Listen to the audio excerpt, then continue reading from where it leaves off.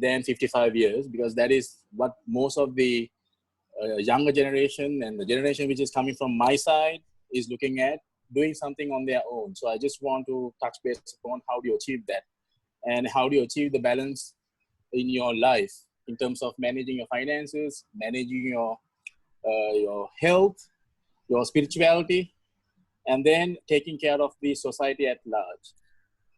This was supposed to be a very interactive session where we pose few questions, and then we get the feel and the pulse of the audience, and then we customize our delivery to suit their needs. But anyway, this is, we're starting from like, how many of you guys for the past 6 weeks that we've been quarantining at home have made their own, or they have thought about their purpose in life? How many of y'all have actually thought about, okay, what am I going to do with my life once all this pandemic situation is over? Have you thought about it? All those who are married should have a serious discussion with their wives, their spouses and the kids, and understand, okay, as a family, as an individual, what are we trying to achieve? How are we going to live? What is going to be our purpose? What are we trying to achieve in the next year, 3 years, 5 years, like that? We need to understand, and we had to be very focused, and we need to share that message across our family so that everyone is tuned in. In most cases, since we are all busy working, we always complain that we do not have time to do our personal stuff. And we don't have enough of time to go and meet and spend time with our family. That has been the feedback. But now you have too much of time with family. But then again, how are we actually spending that time is very important.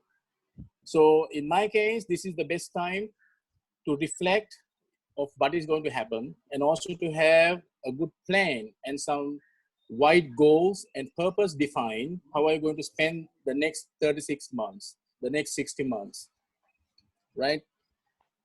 So we need to understand, Warren Buffett said, a person with a plan, or an idiot with a plan is better than a genius without one. So most of the cases, we make plans for our corporates, our companies, but very seldom we make a plan for ourselves. So the first step should be to understand what we want to do in life, and then to understand what are the broad goals that we need, and then to have a robust plan how we're going to achieve each of those. And when you talk about the plan, don't put only, when I say balanced life, it's not only the financial aspect that we will look at. We will look at even the physical aspect, because it is said health is your best wealth. Right? No point having $1 million in your bank account if you can't move, or if you're sick, if you're in a sick bed. So the next thing is to understand, okay, in terms of my goals, what are the physical goals that I need to have? What is the spiritual level in terms of your tolerance, in terms of your patience, in terms of your acceptance, in terms of your acceptance in varied opinions? How are you going to deal with those? Because those are all your way of thinking, the way that you see the world, the way that you see matters. So we have to train ourselves to understand not only the financial goals in terms of your physical goals, and also in terms of our spirituality. That's very important. So in doing that, if you take a typical life cycle of a person in Sri Lankan context, so you are born, then you will be put to school from 5 to 16 years, or sometimes 18 years if you do your A-levels. And then you will have your degree completed at about 22 years. Then you start going to the job market. You will start doing your job. And maybe till about 40 years, that cycle is very important, from 22 to 40 years. What you do with your life, what you map in your life for that 18 years is critical, because that will determine how you're going to spend from 40 till your retirement, right? So typically we get married at about, 25, 26, sometimes 28 years. Then we start building our own house. Then we start having kids, and then we start living the life for the sake of the kids. That is something that I don't agree, because we say, okay, we have to save something, we have to do something just to raise our kids so that they can have a better life. Now this we decide when we are like 35 or maybe late 30s. So by late 30s, we have given up living to ourselves or the partner that who came to live with us. Now we start living for our kids, which I believe is a wrong approach because we don't normally retire till about 55, 60 years typically. So what we do is from 35 for another 25 years, we just do things, we just do a job, we collect wealth or we build wealth, we buy stuff just to please number one and to look after our kids till they become like 22, 25. So from 35 till 60 years, we live for others, which I believe is not the right thing to do. So I'm telling you to revisit your life a little and understand, okay, as an individual, how do I spend my mid 30s till about good 45, 10 years, how I want to spend that and how I'm going to build wealth and then how I'm going to uh, actually impart that knowledge of life and having a balanced life to my kids. So that is very important. So typically what we do is if you want to build a house, if you don't have the cash with you, we go for a loan for about 20 years, 25 years. And then we buy a vehicle for about 5 years. So I think most of the finances are gone to repaying those loans, right? Now, if you have a situation like that, like what is happening right now, most of the companies are cutting down jobs, they're slashing their salaries. So if this happens, we have to understand and we have to see whether we can actually withstand a financial shock like that. How best are we prepared for it? So it's better to understand all your cash inflows and your outflows and devise a plan. Okay, what is the bare minimum that I need to live a good life? So you can see, even for example, let's say you have got a TV connection which has about 120 channels, but you only watch, let's say, 3 or 4 channels on a daily or a weekly or a frequent basis. So you might as well cut down your package that you only have those 4 so that you can let go all the 80 channels that you're not watching, but you're paying. Let's say you're paying 500 rupees for that for a month with taxes 700 rupees. That you factor into 12 months, it is almost like 10,000 rupees. So for 10,000, I think you can buy a good anniversary gift for your spouse. Maybe you can celebrate your own birthday. So what I'm saying is you need to understand each and every cost element that you're spending, whether it is absolutely important and relevant, and then live, I would say, a frugal life. So that there's a very good chance if you start building a habit of saving and then a habit of investing, that will give you some financial freedom so that you don't have to do a job because you have to do, you are doing a job because you like to do. So there is a difference that you have to do a job because you have to do and you like to do. And the other thing is we need to find, now there are many opportunities for you to find more than one revenue source. We always have more than one expense source, but we never find more than one revenue source. So if you have a full-time job, that's okay. But then again, you have to see how well you can find multiple revenue sources so that you can depend on multiple sources where your normal life will not affect because of a situation like what we are facing now.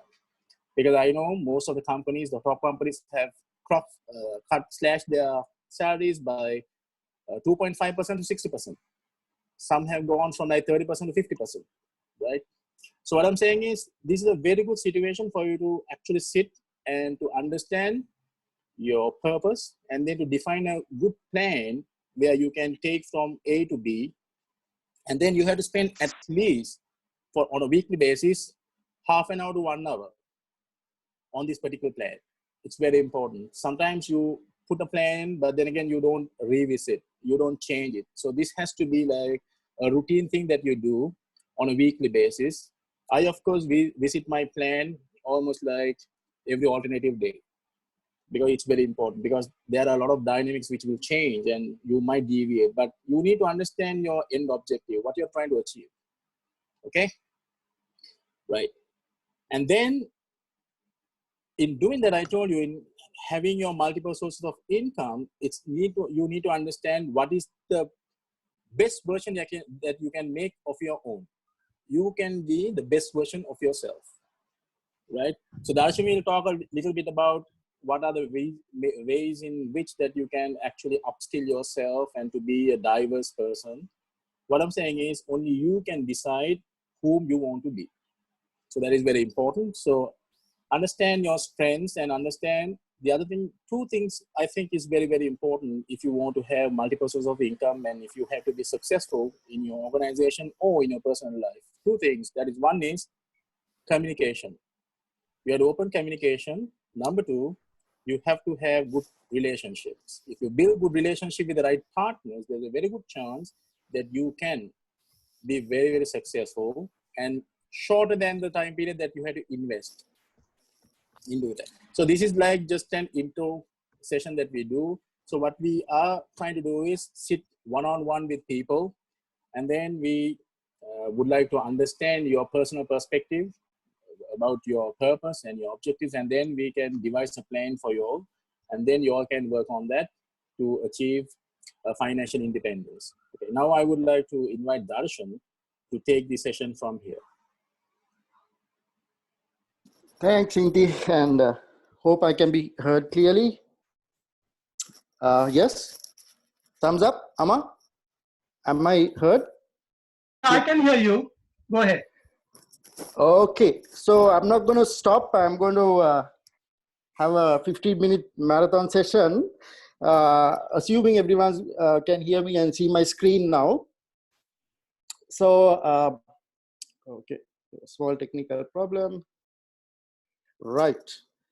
So my topic for the day is education getting real, and of course, literally, education needs to get real, but this acronym has a deeper meaning, and I'll talk about what it means and how the context will fit the post-COVID situation, and I will be looking at how education A is defined, the whole concept of education in my point of view, and how it impacts society, and as an individual, how it impacts your personal goals. So I'll add on to what Inti was saying, and I'll give you some frameworks to work with. So I suppose all of you can see this screen, and so basically my conceptual framework I've developed, of course this is a huge research I've done, which I'm not going to share. I don't have the time to share with you today with my in my 15 minutes, but I've used a lot of observations from successful organizations, not so successful organizations, successful brands, as well as successful people, and how they are categorized as successful in the long run, and how whether education has played a role in their success. So this is a very interesting point, because a lot of people have this dilemma. They say, okay, I'm qualified, I have so many qualifications, am I successful? Am I happy? What is it? So I think people have a lot of mixed up sense of what education is, and what happiness is, and what success is. I'll try to shed some light. So yeah, like I said, I'm going to talk about global trends. I'm not going to talk about the industry impact so much, but I have a sort of a in my detailed presentation, I do cover the industries and how education applies to each industry that is affected by COVID. But I will talk about the post-COVID era and how education can be used. Today, I will only cover the personal and the social aspects. There are some other areas I can talk about in our next session, which is how to influence a society of educated citizens. So, as you know, this is a common problem. This is research. McKinsey saying that there's a huge problem in the globally. There's a huge problem because on one side you have people with young people with qualifications who can't find jobs. On the other side, you have employers saying, I can't find people. So that's a huge mismatch, right? So this is why I said there's a difference between qualified people and educated people. So I'll talk about that, right? Who is qualified, who is educated? So this is the model I've developed, right? So basically, to be educated and to be a really educated person and to succeed through education, to sort of achieve your broader purpose that Intikab talked about, your vision in life, I think there's a framework. I have sort of built a framework saying these 4 aspects are a must, right? You need to be relevant to success, to your success, right? So what do I mean by relevant to your success? So some people think that just because they have a cushy job, they are in a very good position, they're in a big salary, that they're successful. But can that success be sustained? So now we see that it can't. Now we see a huge, like the 2008 situation, we are seeing another recession where people are going to lose their jobs. But what I'm saying is, if education really meets its purpose, education can make you sustain your success, because you will have skills that can make you succeed. Even if you fail in a job, you can succeed in other ways. You can start up your own business, or you can get into another job because you're truly educated, right? So this is the holistic education I'm talking about. Obviously, you have to be ethical, and you have to be driven by certain principles, right? So again, in the research, in what I've seen in 18 years of corporate life, 10 years of senior management, you know, the problem with people, I think one of the biggest problems is trust, right? So you can see all these different, even in the movies or even in real life, in organizations. It's very interesting to see that, you know, one of the things people evaluate you on is trust. How much they can trust you, even if you're not good at your work. Your boss will think, okay, can I trust this guy? And that is one of the criteria. Why? Because there are so many situations where people take business from the employee and go and start their own organization, compete with the employee, steal business. And I have experienced many of those scenarios. So ethics is a must. Accountability. Now this accountability factor, now this is very interesting, because we have models where say a membership, say a professional body, right? Like you take a professional body, say for example CIMA, they have an ethics code. You have to abide by that code. If you do not abide, your membership will be cancelled. Why can't this model be implemented for all types of education? Look at school education. Now you're a member of an old of a school. You're an old boy of a school, right? So why can't it be a situation like a governance situation where if you are found to be unethical, if you do not constantly renew your skills, you don't get you can't renew your membership. It's similar to a situation of a continuous professional development, right? So all of us, most of us have professional qualifications. We have to keep on renewing our knowledge, right? But is it a real renewal of knowledge, or is it a tick in the box? Is my question. Because we get a certain amount of CPD points. We go for a seminar, even if you sleep or even if you're not at the seminar, we get the point. So what I'm saying is a holistic way of evaluating whether someone is updating their skills or not. This is what I call accountability. So accountability can be in all segments of education. Another aspect is life skills. Now life skills, when you say life skills, people think, okay, fixing a plumber has life skills, being a carpenter has life skills. Carpentry and plumbing, yes, you need to know how to fix things at your house, and you need to be able to make a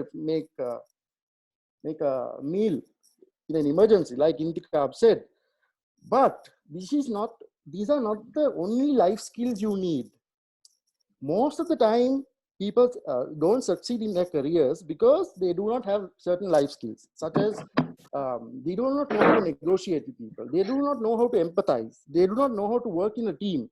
Sometimes they do not know how to talk to their boss. These are human beings you're dealing with. So you need to really understand how a system works, right? Because you can't just go around shooting people off and annoying people and throwing your weight around, because you need to know how to maneuver through a system in an organization. So these are some of the life skills. And I'm saying this model, this framework is quite a comprehensive framework, which we are going to consider in Marga's quest towards developing more comprehensive training to complement education. So, I mean, as we go on, we'll talk more. You'll be hearing more about this model. But when I said relevant to success, I looked at 4 factors. So I'm throwing in another acronym called VAKS, VAKS. Not the VAKS you put on your hair, but the VAKS. So when I say you're relevant, so if you are driven by values, right? If you have the right attitude, if you keep on renewing your knowledge, and you have the skills to succeed, you have the necessary skills to do your job, and also to start a business, or to sort of in your profession, you have the right skills to move around, do another job, you will be successful continuously. Yeah. So, okay, COVID has hit us, and we all know the impact, but I just want to talk about a few interesting statistics. So Amma, I think I have 7 minutes more, right? Or are you going to donate 2 minutes extra? Or? Actually, Darshan, we have 7 minutes more for the entire meeting. So I have 2 suggestions. You take the 7 minutes, we have a break, and we have a break about 15 minutes, and we can start another meeting. What do you think? Yeah, I think that will be good. So, sorry, I didn't time myself. I'm at 7 minutes still. Yeah. Okay. So anyway, what's done is done. So yes, so we can take a quick break. So this is the income distribution globally, and what you can see through the orange and the red patches, the majority of people are earning between 15,000 to 100,000 rupees a month, right? So definitely a majority, a good 60%, 60 to 70% of people are going to be impacted by this virus and the economic impact, right?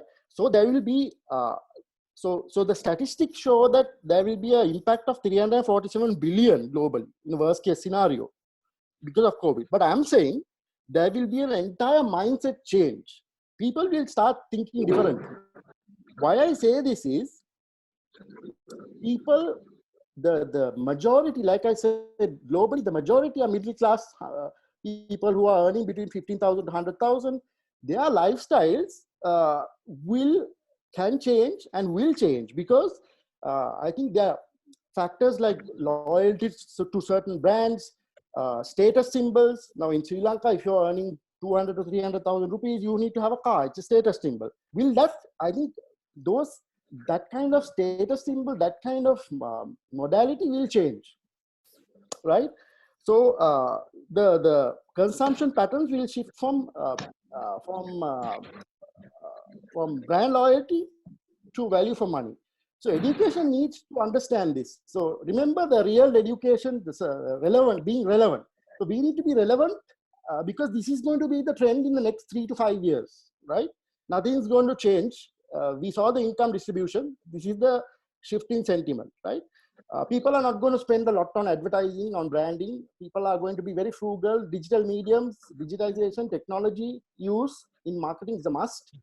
So these factors, cost cutting, being a lean operation, unnecessary overheads. Now, if you are paid a big salary and now you lost your job, that means you should have never been in that organization, right? That means they are paying for nothing. If they can survive, if the organization can survive without you all this time in the future, they could have all this time. So basically, there is a huge mindset change, right? I also, I'm adding on to what Intikab said, frugal innovation. So basically, the Tata Nano story, the educators will have to look at how we can innovate to sort of give more value for money. Tata Nano came and substituted a motorbike in India where 3 or 4 people were going on that motorbike. So this is the kind of innovation, this is the kind of thinking we will need to be relevant and to be real in terms of education. So medium to long term, I'm not going to stress too much. I'm not going to spend much time since I'm running out of time or have a bit of time, thanks to Amar's generosity. In the medium term, what is going to happen is, this has already happened, automation, digitization. I mean, we can see some of the people who are in our parents' generation are finding it difficult to even send a WhatsApp message to order food these days. So they haven't really adapted.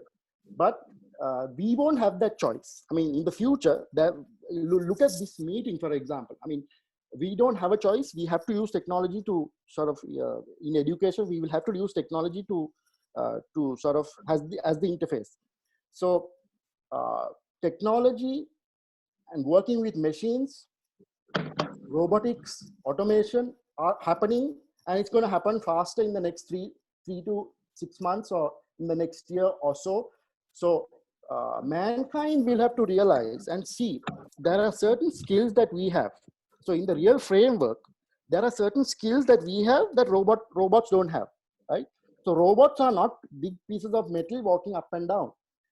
Robots can, artificial intelligence can be extremely highly intelligent source of synthesizing information, such as IBM's Watson. So if we are to succeed, if we are to sustain, and if education is going to be relevant, we need to know how to work with these machines. We need to know how to work with these complex organizations, right? And our education will have to consider that. So if we don't, it will be like a Terminator scenario, right? So I'm sure you all have watched Terminator. So, you know, the robots will take us for fools. So this is a huge challenge, and it's a real challenge. Humans need to see how we can work with machines, with artificial intelligence. What are the skills humans have that machines don't have? And we need to sort of collaborate effectively. So like I said, since I'm running out of time, real education will look at values, attitudes, knowledge, and skills.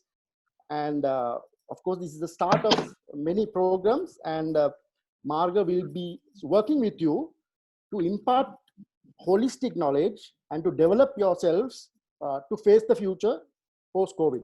Thanks. So we will stop for a break, and we'll resume in 5 minutes. 5 minutes, Amar? I've sent everybody another invite for the next session. So what we will do is, I think there's a small break of about 10 to 15 minutes. But go and click on that Zoom invitation. We can start, and we can start straight away with Rumesh. Is that okay with everyone?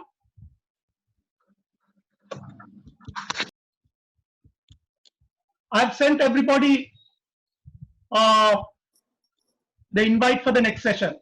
Darshan, have you got the invitation? Look at the chat box. Yeah. Under the chat box. Yeah. Password is given there. Super. So we'll join in 15 minutes. No, 6. Wait a minute. Next meeting is.